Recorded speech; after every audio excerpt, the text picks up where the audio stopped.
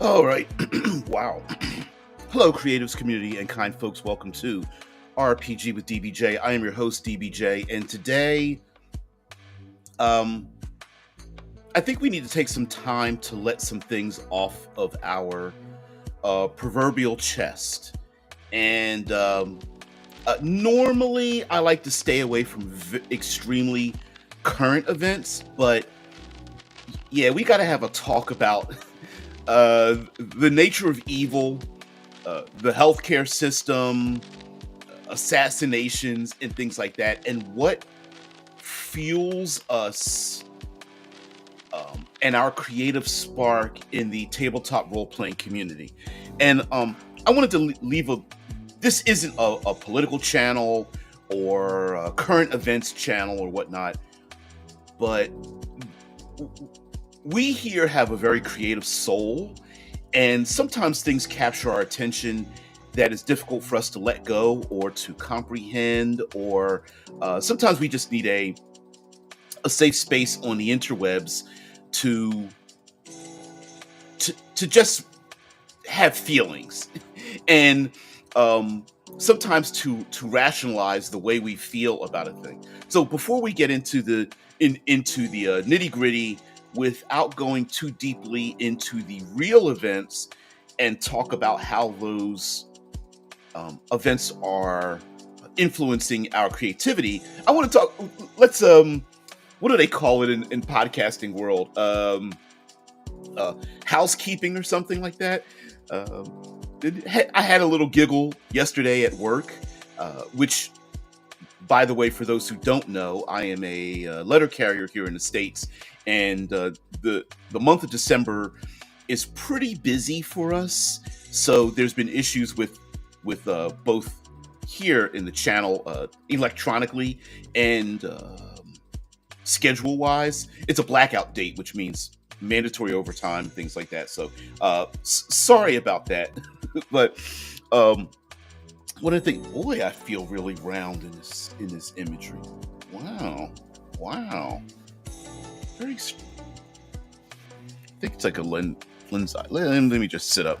So one of the things that had happened to me that gave me a little giggle, a little pat on the back, as it were. John Harper, I think it's the real John Harper, just gave me a little bit of a shout out to one of my videos about his creation, Blades in the Dark, and I had a little fun with it. It was cool. It was cool. He found the video. Don't know how he found it on this edge of the interwebs, since I don't promote the channel very well, and I'm sure anything Blades in the Dark probably comes up on his feed. But it was really cool. It felt really cool. I gave my shot to say, like, hey, why don't you come on the channel? Let me interview you, whatnot. I mean, what's the worst he could say? It's like, no. Well, I guess the worst he could say is hell no, with some rude body language in there, but whatever. It was kind of cool. So, where is? Okay. Do I have a chat window? No, come on, chatty chat. What is going on?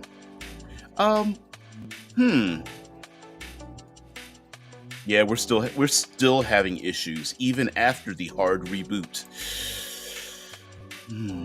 Anyway, so let's get into some specifics and talk about the nature of evil and how I think it is that sometimes we in the tabletop community can be very divorced from the realities of reality, which is a good thing, because fantasy and modern storytelling and science fiction allows us to tell stories that have nothing to do with human nature. Yet at the same time, role-playing games, role-playing, not the games itself, but role-playing itself allows us to embody someone else's position and opinion, and in such a way, role-playing allows us to sympathize and or empathize with someone on the other side, even if they have an opinion or something that we don't agree with. So, more specifically, and especially for people who don't live, as an explanation for people who don't live here in the States, uh, most recently we've had a lethal assassination by a CEO on a public street, I guess in daylight hours. And uh, let's give. There we go. All right, here we go. Well, I appreciate that. By the way, I won't have the ability to like highlight your comments here, because again, the chat has shut down, and so can't do that. But I'm glad I can display them as well. You guys have an opinion. So for those who do not live here in the States, let me give you a bit of a summary, and yes, it will be colored by my own experiences. So, we have a healthcare system that is capitalistic here in the United States. Most things here in the United States, not everything, but most things here in the United States are capitalistic, meaning that unlike a public system where everyone has access to a thing equally, and yes, we do have plenty of those, which some people feel like we don't. Our healthcare system is primarily capitalistic, meaning you get what you pay for. If you can't pay for it, you don't get it. Now that's not exactly true. We do have doctors that must practice with a Hippocratic oath, meaning they must give specific care to individuals despite their financial status, and we have other rules in there. But for the most part, you get what you pay for, which means that that if you don't have the money for proper health care, you'll get the minimum. And also, of course, this means that your health is varied by your region, meaning where you live. It varies by economic status of the place you live. So despite the fact of how much money you earn, it could also be affected by what the region that you live in, and also about the professionalism of that care. Some people do it because it is a calling for them. Others do it for financial for financial status. So sometimes the better and greater care is given to those who get paid more and whatnot. Now we're not. Yeah, Drew. Yeah. Mm-mm-mm. Yeah, we've had a lot of those conspiracy theories, right? Like, was this actually an assassination against this CEO? So let me also give you the context of United Healthcare and not specifically the CEO. I don't need to go into his life, but let's give you an idea about this. So we have different healthcare systems in the States, and those healthcare systems operate like insurance. You pay a little bit, and then through the payment of many people, a large, expansive group of people, they pay the insurance company, and then at a particular time, you may need to get that insurance. And so, I'm going to be very general here, with small amounts of money from tens of thousands, hundreds of thousands, millions of people, it creates a pool of money so that when people need to use it, there is cash there to enable people to get the care that they want. Unfortunately, and we're going to talk about the nature of evil. Companies here in the States do not operate for their primary goal is not to operate for the public interest. Their goal is to make money for shareholders. And so, because of this very lethal event that happened, there's been look into United Healthcare, and rumor has it that before the CEO took over, this company made something like $10 billion ish, and after 2 years, this company made like $16 billion, getting close to making raising its profits to half again what it used to make. And the overriding theory is that they're the company that has denied care to the most of its clients of any other healthcare system, as well as um, increasing the profits to the shareholders, and even accused of having AI systems specifically deny claims. Now, one of the issues about healthcare here is that we as regular citizens don't go to the healthcare system. What happens is we have doctors and we have third party people um, make a claim. So, for example, I go to the doctor. I say, "Hey, I have something wrong with me." Doctor says, "You know what? I think some tests need to be made. You need whether it's like blood tests or X-rays or other more intricate tests or medicines and things." And they apply a claim. "Hey, this is how much money it's going to cost to care for my patient." And then the insurance company responds with a "Yes, we will pay for it. No, we will deny paying for it." And then the doctor speaks with that individual. And there's been a lot of pretty harsh things said against the CEO of this company, because as there's so many different like Reddit posts and memes and things going around, but the overriding question amongst us regular people is, and I'm going to get to a bunch of your comments because I see it flowing fast, that the overriding question is, we understand that this individual who assassinated the gentleman on the street is wrong. But how many people suffered and or died because they could not get the health care that they wanted? And there are second and third order ramifications from this that I feel like the media is not highlighting. Because at one point, I remember seeing something where someone said, "Oh yeah, we're looking for." This is back when they were doing the initial manhunt. And they were like, "Oh yeah, we're searching for suspects. We've got 50 million people. We just have to narrow it down, right?"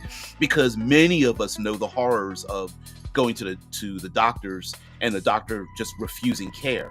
Now, if you have a loved one, or whoever that is unable to care for themselves, or you're in a financial position where you just don't have the money to pay for it on your own, and you have to make the hard decision, do I need this care? Do I just walk out the doctor's office? There's a lot of people whose lives are cut short, or just made that much more stressful, reducing their livelihood and their life on this planet, or even suffer terminally because they can't get the help that they need. So, yeah. It's because Drew's like, I'm glad I live in Europe, and honestly can't understand why people still live in the United States. It is because there are, for everyone that suffers for not having enough resources, we have I guess the closest thing to it would be,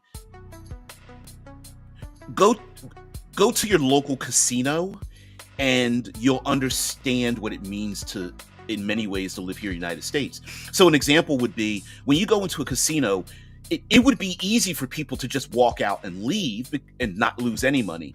But when they look around, they see the glitz, the glamour, and they see people, there's a glimmer of hope. I can be one of those winners.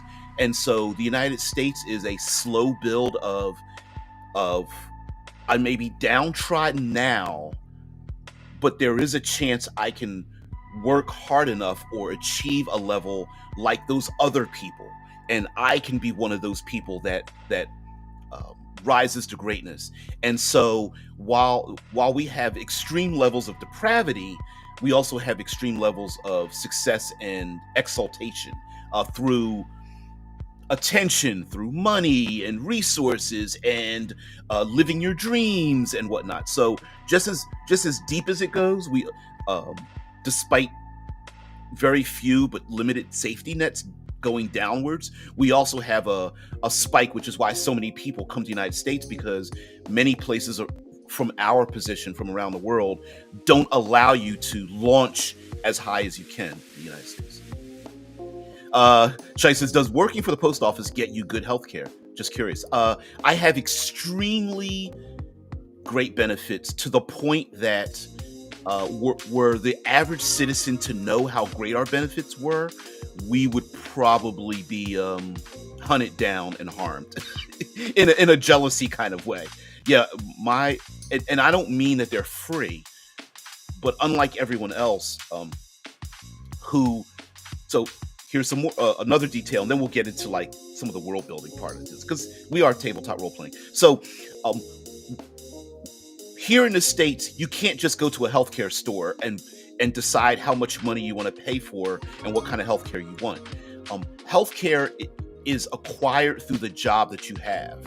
So your choices are limited by the work and the job that you acquire. So you may want healthcare A or alpha, but you are only given healthcare delta through the job that you have. So that is another limitation. For the Postal Service, we have it used to be a printed book, but we have a catalog of healthcares from around the world, and United States basically, but technically from around the world. And we can pick and choose which one we want, and then our work pays a large percentage of the care. Meaning, like, I'm just making an example. Let's say it costs $1,000 a month. My job may pay $850 of that, and then I pay another $150, every 2 weeks or every month or something out of my paycheck to pay for that. And then I get to pick whichever one I want. And there's like a checks and balances because we're almost 600,000-700,000 strong, just shy of 1 million employees. Those healthcare systems reduce their prices because they're competing with 4,000 other healthcare systems. And so not only are our prices cheaper, they're also competing for our monies because it's guaranteed cash for them. Shai says, DBJ, good point, the bootstrapping mentality, not that common in Europe where for centuries people have accepted their lot in life as peasants. That's kind of wrong. But there is a bit of a bootstrapping mechanism here in the United States where if circumstances just change for me just a little bit, I can launch into a different sphere of my life. But there's something else attached to that, which is I've talked about Yellowstone, the television show Yellowstone. We have a new show. Taylor Sheridan is writing these shows about Middle America and the heartland of America and the samurai, knight, cowboy genre, and it kind of deals with this in many ways. He said, "I pay like one button smash because I'm poor." yeah, it settles it up. I'll be a mail carrier in my next life. Plenty of fresh air too. Yeah. I get. There's a little running joke about us letter carriers out on the street. The vast majority of us do not drive vehicles to each mailbox. Most of us do what we call park and loop. You park at a specific spot, especially in the big cities, and you park and then loop. You go down one side of the street and come back down the other. So you're constantly filling your bag and walking. And despite the fact that most of the time they show mail carriers in there with their hazard lights on, driving, and strobe lights, driving up the mailbox to mailbox, most of us just walk from house to house. Rain, sleet, snow, the whole 9 yards. And the running joke while we all look at each other in our crucible of suffering when it's cold and rainy and all that kind of stuff, we're just like, well, at least we're getting free exercise. We don't have to pay to go to a gym or something like that. And it's a little bit of a joke because we're like, you know what? 3 days a week is exercise. 6 days a week is punishment. All right, so we are a tabletop role-playing group, and I'd like to point something out when we hear about like Dungeons and Dragons is woke and DrPGs are woke and all this kind of stuff, and we can't have. Why can't we have good things like evil goblinoids and whatnot? And my contention to that is this. If you want to know what evil is like and you want to incorporate these things into your role-playing game, just look at human beings. If we look at monsters in fantasy, we often, they eat flesh and they're slavers and whatnot. But if we take a deeper look at human history and human participation in how when we start to eradicate little bits of our ethics and morality and just start rationalizing more and more of it, how depraved we can get. And if we were to layer that into our tabletop role-playing games, we can come up with some pretty dangerous and evil plot hooks, so that we could exalt ourselves by punching those people in the face and throat. Now, I get this. There's been a sympathy for the individual that did this public assassination, and much of that just comes from the fact that people understand. They're like, it's wrong. Some people don't think it's wrong, but whatever. That's interwebs, internet speech. Most common people understand that activity is wrong, but they understand where it comes from. And it's unfortunate that the media is just like, we don't know the motive. And it's like, yeah, if you've imagine if yourself is one of those parents at like a children's hospital, and you've got to sit there and have a doctor come up to you and say, yeah, we'd love to run this test, or we'd love to care for this person, or we'd love to fill out this prescription, but you can't afford it, and that insurance that you've been paying for, yeah, they're also not going to pay for it. Your emotional state could very easily reach a point at which you go, yeah, I had to sit there and watch a loved one suffer because my doctor's hands were tied, because they can't absorb how much it's going to cost for the care. So I will martyr myself and sacrifice myself. I don't think conspiracy theory. I don't think it's that deep. Yeah. They're uncovering the manifesto and the etchings on the bullet casings and whatnot. Yeah. Yeah, Mario isn't the main character anymore. It's Luigi time. Yeah. Oh man. Got drugged or hypnotized. Yeah, that's funny. So what I find hilarious about this argument that in fantasy gaming, like, the goblinoids need to be evil because we need that evil thing to fight. I'm thinking, how come we never make the humans the worst? Because we are, right? Now, yes, it is fantasy, and we want to escape the real world, and maybe not the fear, but the horror of playing in it, fantasizing about real world elements. It's like, maybe we want to get away from those. But one of the things that really exemplifies fantasy is fighting against great evils and what they do. So for this aspect, how much do we make responsible corporate interests and what many would call blood money? So the idea of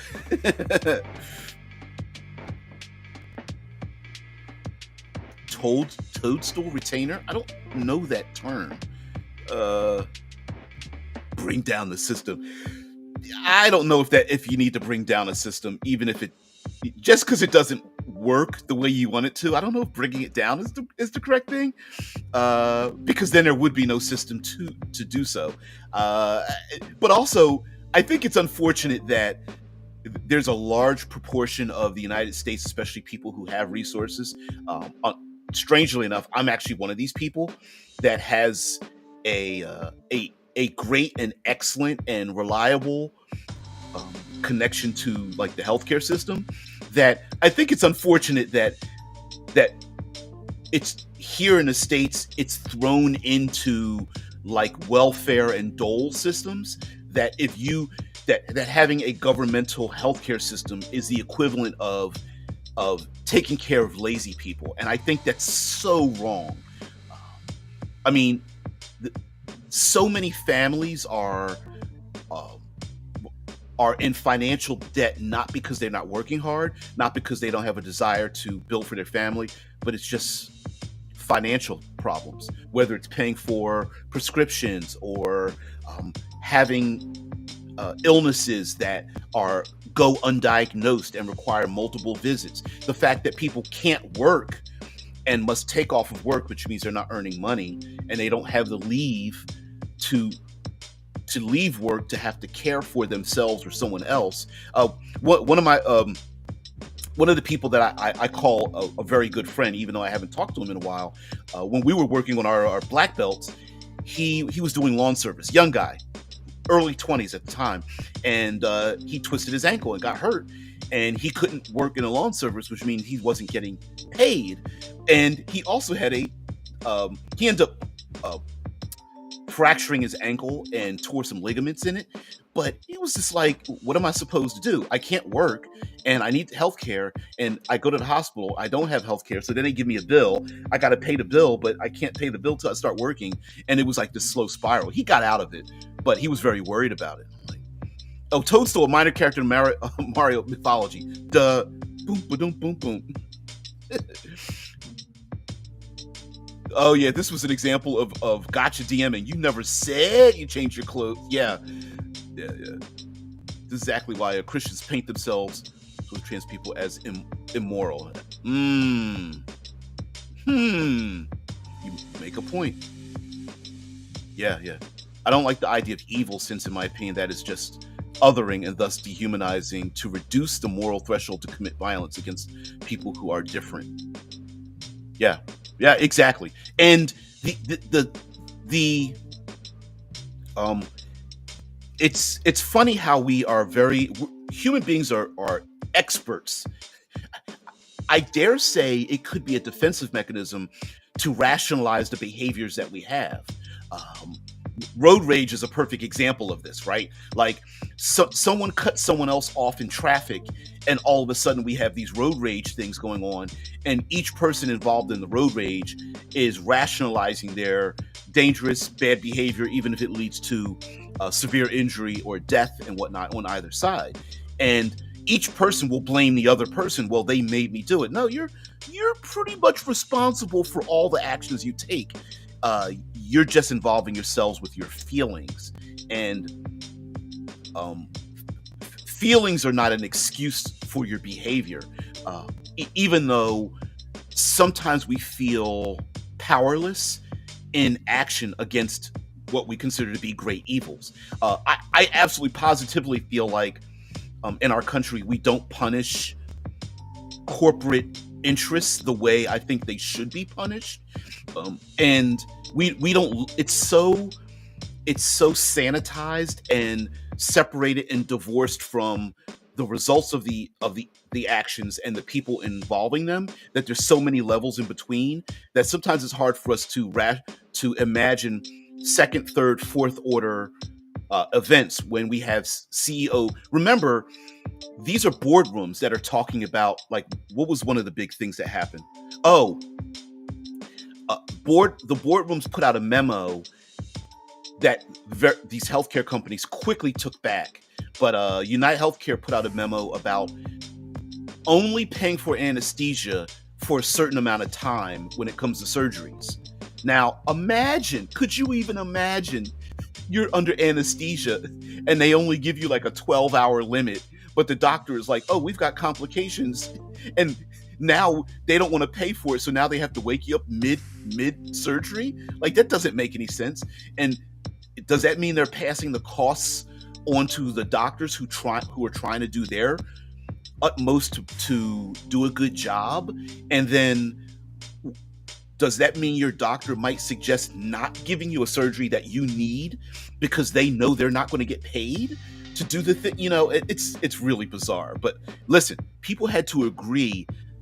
It's not just a person going, I'm a dictator and this is what's going to happen. There are people who got into boardrooms to discuss this.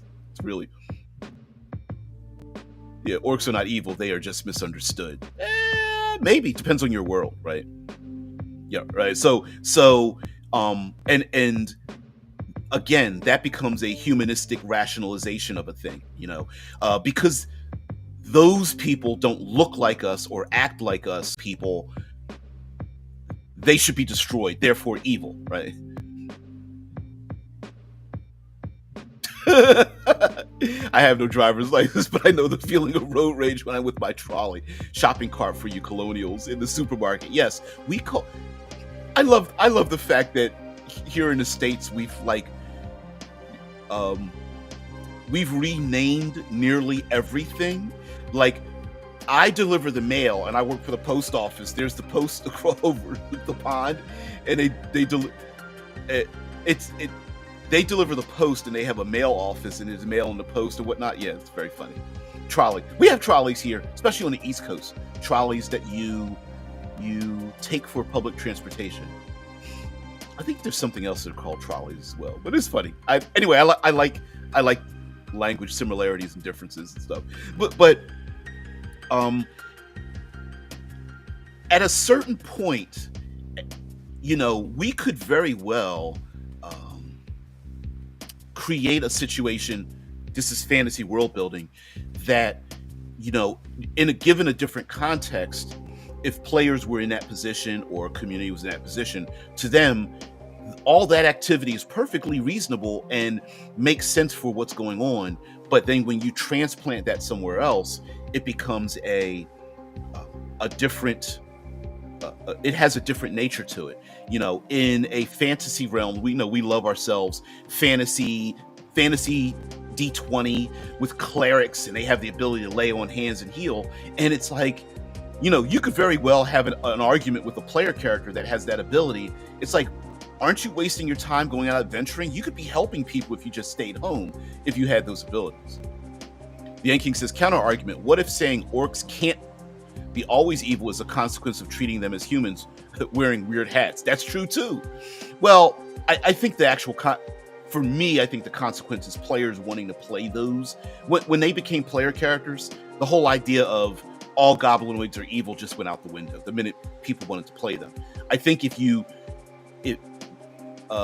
mythologically, if we kept them in their own, like, they are the physical manifestations of like guilt and evil and depravity, then I think it fits there. But the minute you start making them as player characters, you're shooting yourself in the foot, because it's you get into special snowflake time, and that just don't forget it's the government who allows the health insurance companies to go around screwing everybody. That's exactly right. And the reason for that is because you're a politician and you're going, okay, let's see, who should I listen to?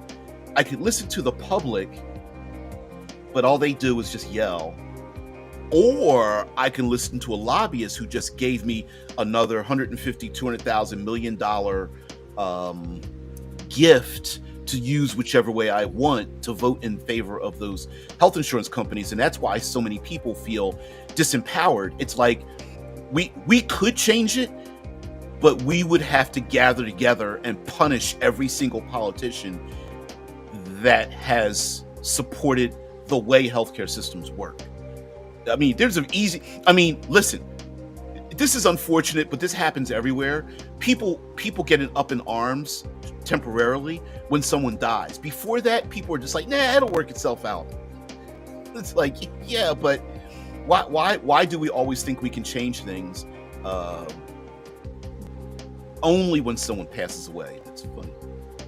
What if orcs have to be sculpted from a specific clay called evil that only grows in areas of strife or horror? I don't know if that's mythologically correct, but I've heard that like goblinoids, like goblins, gremlins, evil fae and whatnot are the spawn of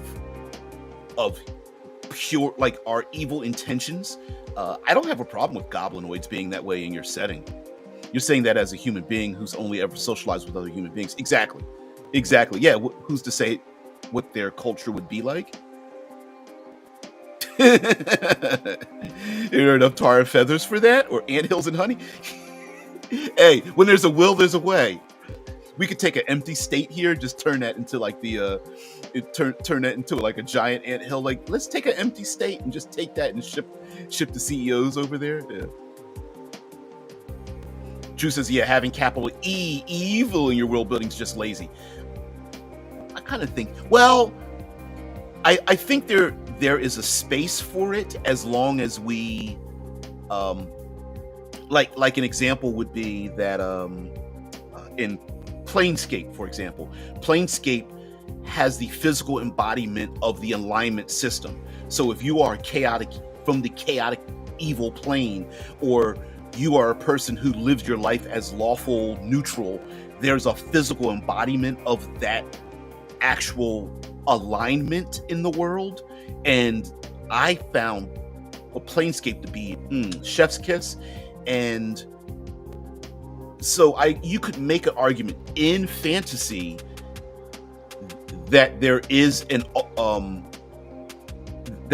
ultimate of what evil is. Now, mind you, even in Planescape, there's a lot of gray area, right?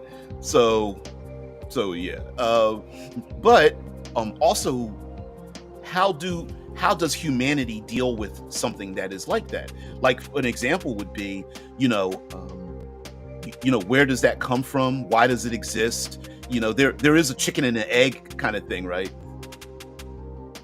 Yeah, I agree with that too. Yeah, Planescape is virtually a comedy, a hyperbolic satire of the alignment system. I agree with that too. And it's the warped mirror reflection, right? Like, are we just making a reflection of ourselves and just being a bit the satire makes us look at ourselves like the classic Star Trek episodes, where we go, ooh, maybe we really do need to rethink the way we're thinking. Yeah, who needs evil when you have a king? Exactly, right? Yeah. I mean, is this the embodiment of power corrupts? Absolute power corrupts absolutely. I think so. We've even heard there's a correlation between high-level CEOs and psychopathy. And yeah, there can be the idea that the two are related, that you have to make decisions about human life and death decisions, and just boiling it down to very sanitized monetary figures. D&D settings are the embodiment of lazy world building. Sorry, I did not make the rules. Yeah. Yeah. Hey, that's not my fault. You made it lazy, not me. Yeah, I know. I like myself to I use the very simplistic evil goblinoids, but in my own preferred world building, I like things to be complicated. And I think sometimes role-playing games allow us to escape. It's an escapism, so we don't have to think hard. But it's, to be honest with you, it's actually pretty easy to make evil, dare I say, evil, depraved cultures, because we already have examples of that. And I guess that's my point, right? Like, we already literally have examples of that in the real world. You don't need special, different goblinoids or something to do such things. We have examples of that in every generation, every day, all the time, going back into history ad infinitum. Anon says, quote, evil begins when you begin to treat people as things. Terry Pratchett. Absolutely. And I think, wasn't there a quote? Someone find this quote for me, if you don't mind. There's a quote from someone that says something like, the killing of one person is terrible. The killing of a handful is depraved, and the killing of millions is it's like a percentage. It's a spreadsheet, something like that. It's a quote similar to that. And this happened, I think this was talked about in like World War II. Like, the killing of one person is horrible, but the killing of millions is a mathematical formula. Shai says, CEOs and psychopathy. Do you think prehistoric man, such as back when it was kill or be killed, do anything to survive, will qualify as a bunch of psychopaths today? I don't think so. And the reason why I think there's a relationship with that, with the kill or be killed, because remember, like, back in the day,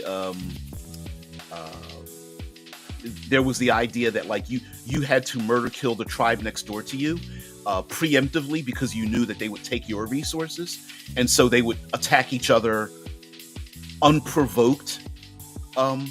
And today we would consider that to be wrong.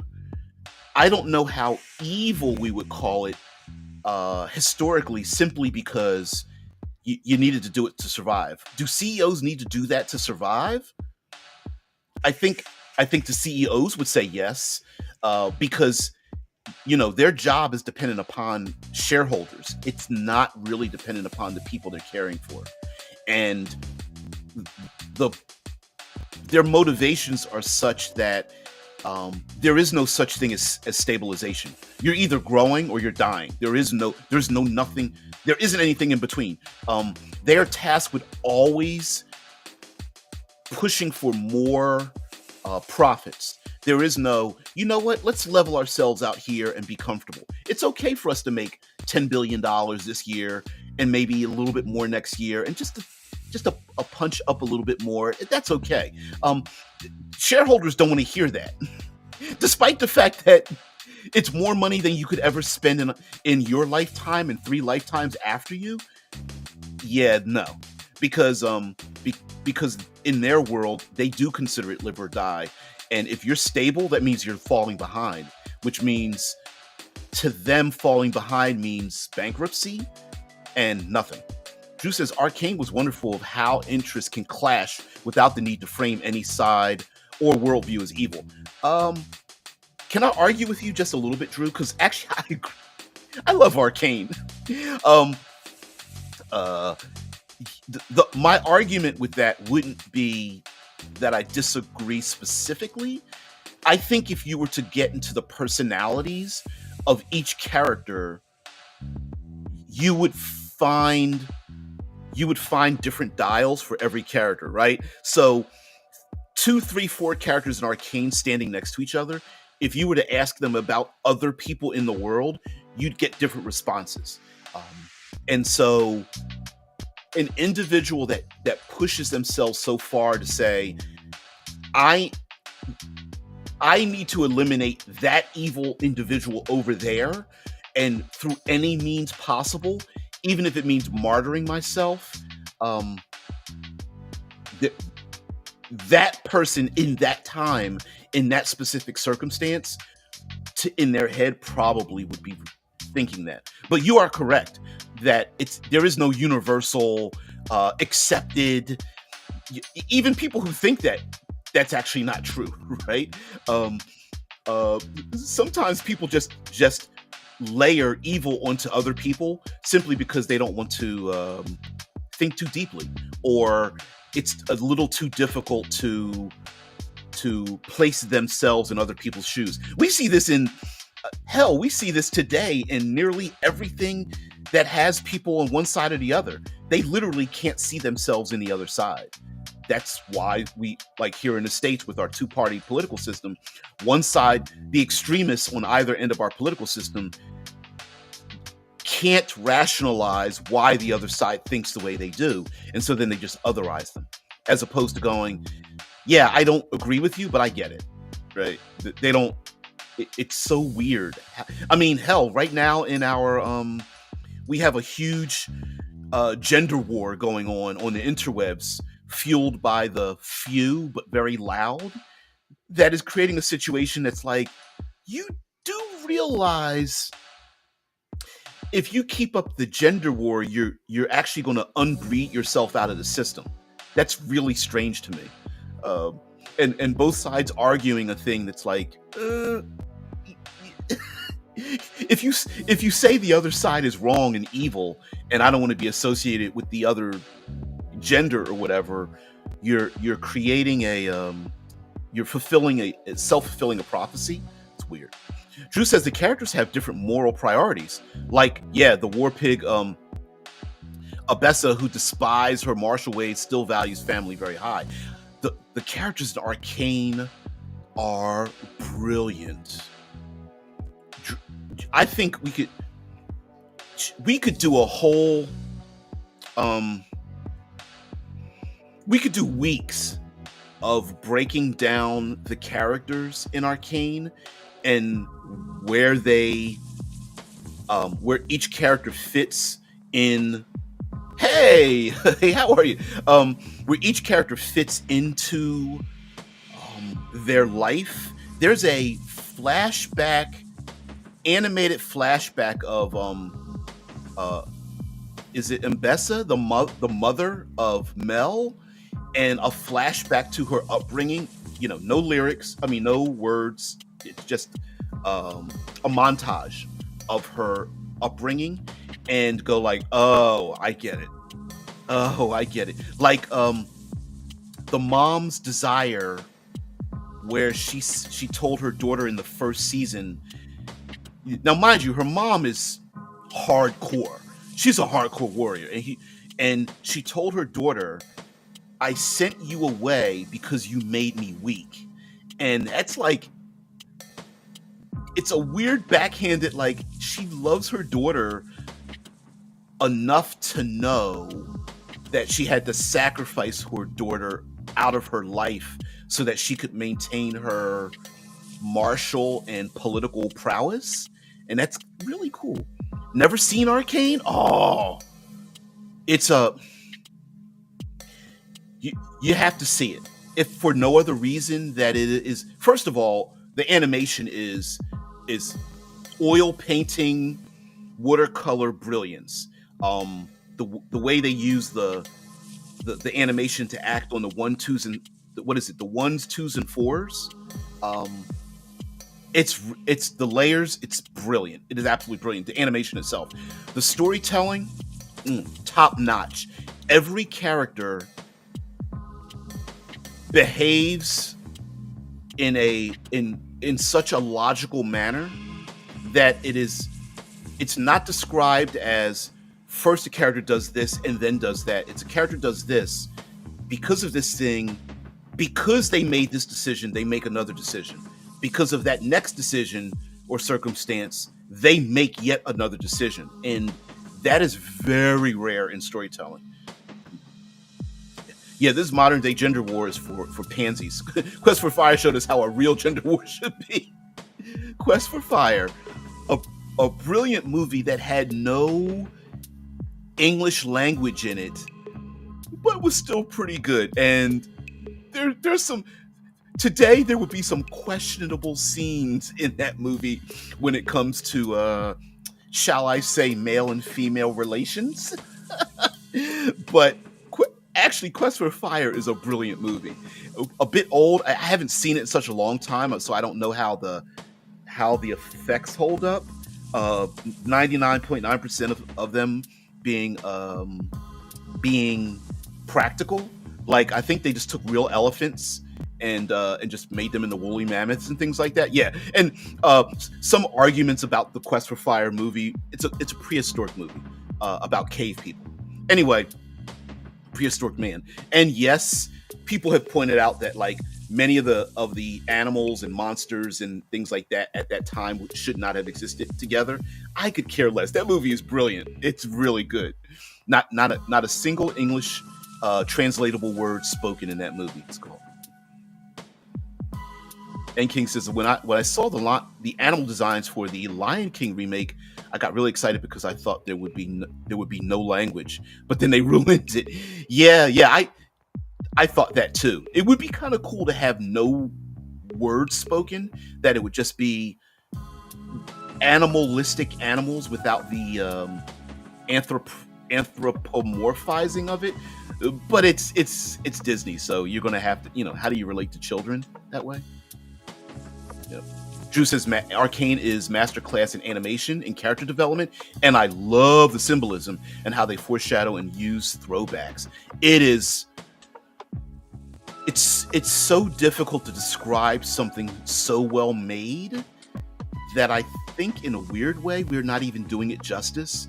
There's a YouTube channel, I think simply called like Shmee, Shri, something like that, all lower cases, who does a brilliant job breaking down all the characters, including what is her name? Zeka, who he admittedly, the guy who does the videos even said like, oh, I thought she was a terrible character, and then realized she was the one character in the entire Arcane, at least the first season, going on into the second season, that was striving to keep the status quo. And it should be, there it is. Yeah, thanks, Drew. Yeah, I knew we were there. I knew it, right? And was the one character that was Schnee. I gotta give a shout out. If I'm gonna bother talking about it, give a shout out. Was the one character that was trying to establish the status quo, because every other character in the show was trying to establish a change. And here we go. Let's go to let's shout out this channel because here we are. First, let me get the link, and I'll place it down. Oh shit, I can't even. All right, I'm gonna do something here. So I'm gonna make the overlay go away. Try to see if it comes back. Wow, I can't even. All right, I guess I'll just have to share it then. I can't even bring up my own. No.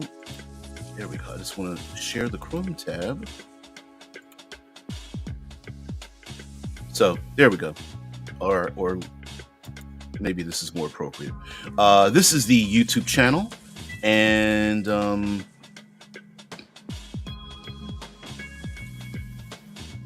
Arcake. But let's go down to the popular videos, and each one of these is Arcane. How Arcane writes women. Deep character pretends to be shallow.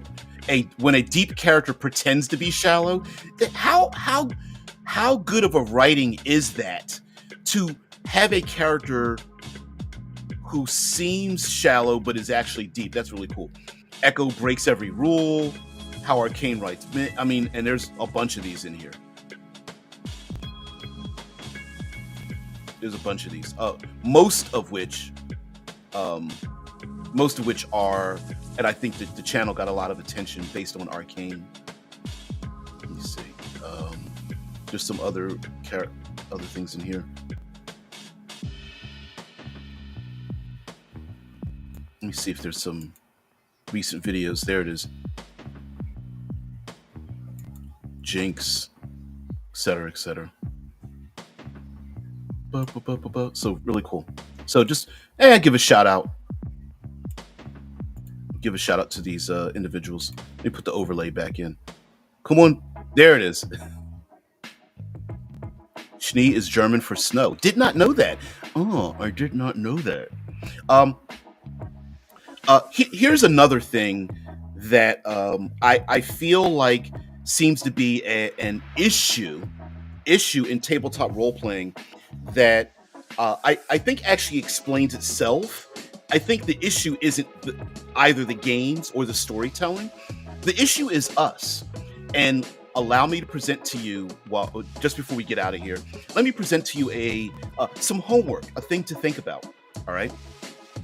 One of the reasons I think why sometimes you hear this in the OSR about explaining or having real cultures for classic so-called evil monsters is because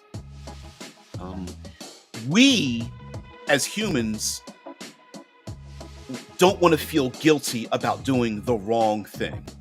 And relating this to the television animated show Arcane, there's a lot of characters who do bad, wrong things, simply whether we as the viewer go, please don't do that, you know you're wrong if you do that, and they go ahead and they're attempting to do that thing in the first place. Because tabletop role-playing games are escapism, sometimes we don't want to be challenged with our own ethics and morality. I think that's the issue, not the fact that something isn't pure evil and that we have to explain it. It's not only explaining it, but then realizing that we as player characters are in the wrong, or at least we may perceive them for being in the wrong, or that our characters are doing things that in their own heads they think is right, but because we are on the outside, we know by their actions that they are classically what is it? You're breaking into other creatures' homes, stealing their stuff, killing their women and children, and then bragging about it when you get back to town, right?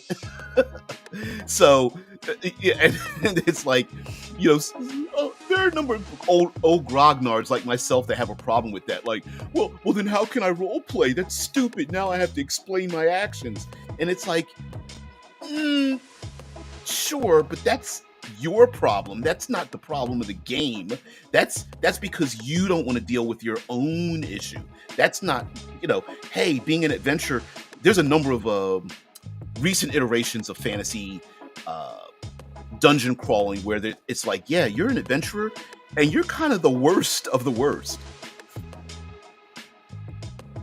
Yeah, how about an RPG where you play Cersei Lannister?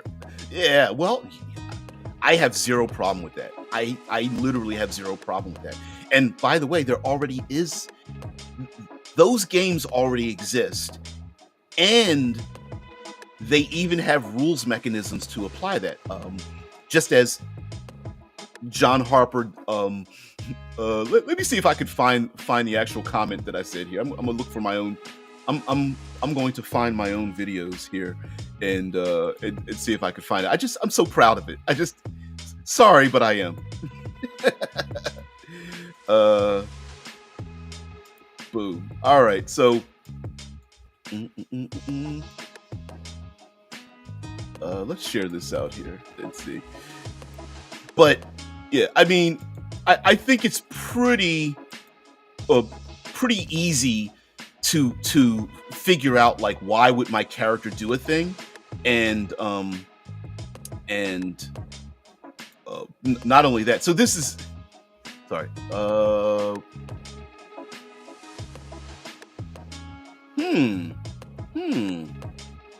If you have to make any decision, always ask yourself, what would S do? What would Sophie do? Sophie can be me, but in this case, DBJ's cat also could apply. Yep, exactly. You brought up Wretched again. Yeah. Wretched by Red Room Games. It's sort of like that, playing games, Game of Thrones bad guys. Yeah. Well, Blades in the Dark. So this is a video I put out. I don't even remember if I can even get back to the thumbnail. The thumbnail's not up there. So anyway, prior to this, let me go back one. So I did this video here called Monday Mind Fuel, and I put a big giant like why and put in Blades in the Dark, and I named it a masterclass of game design. Steal these rules from Blades in the Dark, TTRPG. And so, come on, pause it.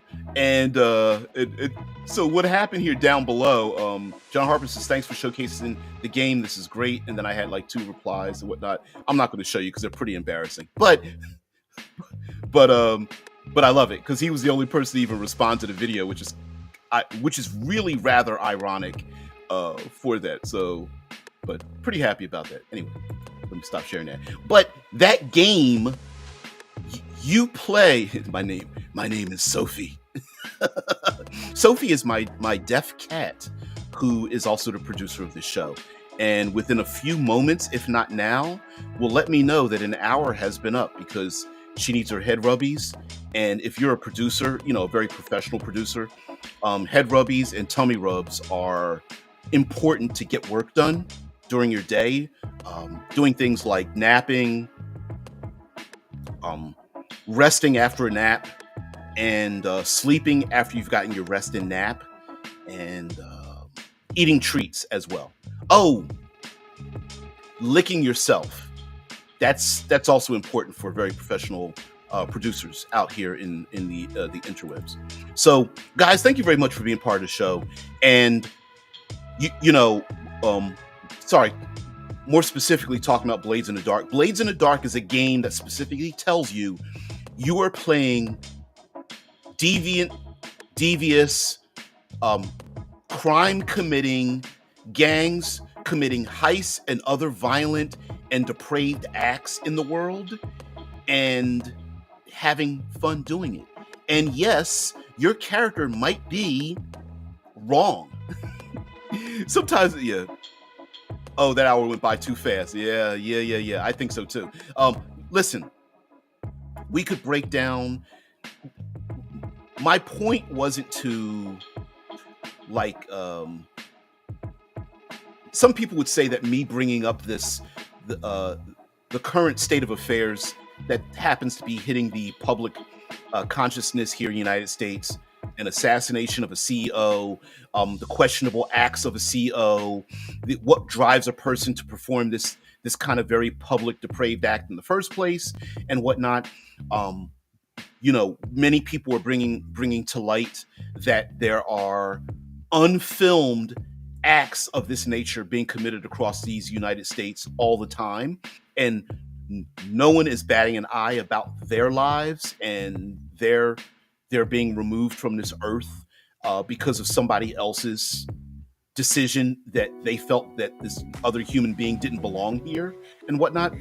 And sure, it could be a little too soon, but I think we are fueled by these things, and sometimes you just have to, like, you know what? Sometimes you just gotta let it out, right? You gotta let it out on paper.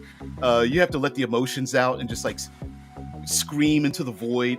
And so sometimes you gotta stick it to the man.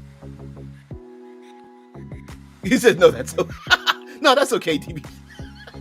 Like I'm a messiah. By the way, if you want to join my cult, I have a Patreon. I am requesting that you guys buy like burlap sacks or like bleached robes, Birkenstocks, sandals. I'm going to need you to get incense and what's that other thing? Oh yeah, give me all your worldly belongings and become part of my sex slave cult. So once you do that, you can become a membership or join the Patreon. I also take PayPal and Cash App as well. And you won't have to make any decisions for your life any longer. I will be your cult leader, and we'll go from there. So look for that. Look for my cult leadership, seminars coming up soon. $39.95 a month, and I will tell you how to ascend to the seventh circle of heavenly orders. And once you release everything that you are about, we'll do our cult recruitment in a little while. It'll help you out, not just me. It'll help you out. So, guys, thank you very much for being part of the show. I really appreciate it. Also, I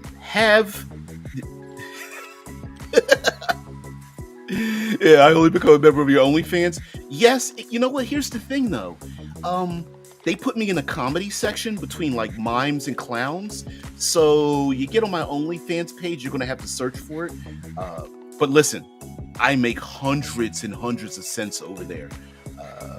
Believe me, if you join my OnlyFans, you will have a unique experience. You might have to take some Metamucil, but whatever. The new and improved Davidian. Yeah, I've got my what was it? That's where the term "drinking the Kool-Aid" came from the Jonestown thing. Yeah, I got Kool-Aid set up. I've got barrels of flammable fluids hanging around. Yep, just waiting for the authorities to come bust it in. Don't you worry. Yeah, but you're not going to worry about it anyway. You'll be a lieutenant in my organized sex cult anyway there. So you guys are fine. You'll be all right. I'll dig a tunnel for us to escape. Yeah. Oh man, yeah. I don't plan on martyring myself. You guys volunteer for that stuff. I'm getting the hell up out of here. Once I earn enough money to buy my own private island, which you guys will fund. Anyway, guys, have a great one. Thank you very much for being part of the show. I really appreciate it. Also, this holiday season, I won't say there's a good chance. I'm saying I will probably have to pause the channel yet again, which kills the growth of the channel, which sucks. But real life is real life, you know. So, showing up to work early, getting off late, and whatnot. I will post up a. They put up new thing. I will post up, new. Letting everyone know when I'll return. New Christmas backgrounds, cool. I just noticed those, and they're slow to show up too.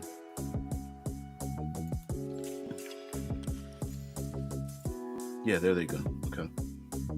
Yes, it's been very slow. Even my animated backgrounds are slow now. But anyway, guys, thank you very much. Happy Vice Friday. Yeah, got a pre-Friday. You could make it a weekend show. I thought about that too. Yeah, just come in on the weekends, because during the day. So schedule-wise, I'm going to have to come in early. Package delivery is out the wazoo. So I'm going to have to go in early, get off late. It's blackout period, which means mandatory overtime. December has always been mandatory overtime. Usually work 10 upwards 12-hour days, maybe a little bit more. And so yeah, get a little bit rough sometimes hours wise. But I absolutely agree. Like weekending it actually is a good idea. Now, mind you, Saturday for me is a regular work day. So it's not like I have a weekend. Sunday is my weekend. And my day during the week is my day off, air quote, but I still have to work that day too. So yeah, even working my day off, which is all time and a half, but it's still, yeah. Make a lot. Don't cry for me, Argentina. They do pay me pretty well to do such a thing. And in return, they dominate my time. So yeah, it's a great job, but you pay for it in time. And that's the horrible part of it. So guys, have a great one. Thank you very much for being part of the show. I really appreciate it. What should I take you out? Something peaceful. Let's go with the orbs, because it's nice, because we talked about some pretty dark and terrible things. So guys, have a great one. Thank you very much for being part of the show. Appreciate it. And I will see you bright and early tomorrow, and then we'll probably make it so weekends. Yeah, weekends work for me too, so I need my DBJ lunch break on Sundays too. I can do that. Yeah, because I naturally get up early anyway, and then I can just jump back into bed, which is kind of cool. And I could go a little longer, which actually even works for me as well. Like I so that even works as well. So pinky promise, we'll make that a deal. Boop. All right. So guys, have a great one. Thank you very much for letting me share out my thoughts. And maybe you guys are like, I hadn't thought about it that way, and I don't agree with them, but maybe I'll think about it differently. So guys, have a great one. I'll see you later. Peace and tranquility. Bye.